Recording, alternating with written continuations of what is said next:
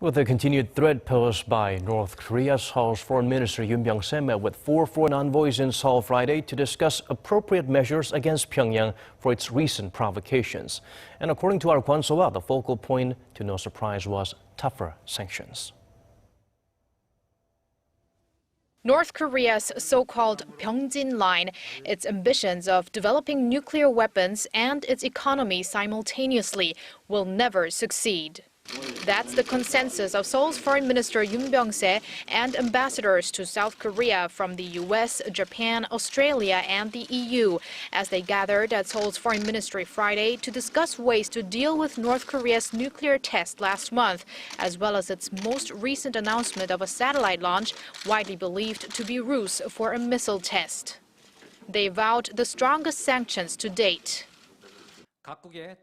In regards to additional sanctions from each country, Minister Yun and the ambassadors assessed all related fields, including weapons of mass destruction, and decided on multi-dimensional and multi-level sanction measures.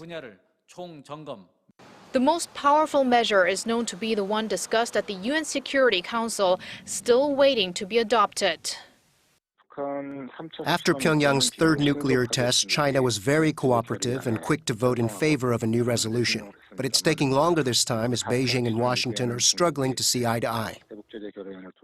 This as the U.S. is seeking much stronger sanctions than China is willing to approve. According to an official at Seoul's Foreign Ministry, there are currently a number of possible scenarios regarding the content of the new resolution, all dependent upon if and when North Korea launches a rocket. The official says if Pyongyang does conduct a missile test, a supplementary revision of the UN's resolution against the North's nuke test would be a more likely option than drafting a totally new one, which seems to indicate significant progress towards the adoption of new sanctions. Kwon Soa, Arirang News.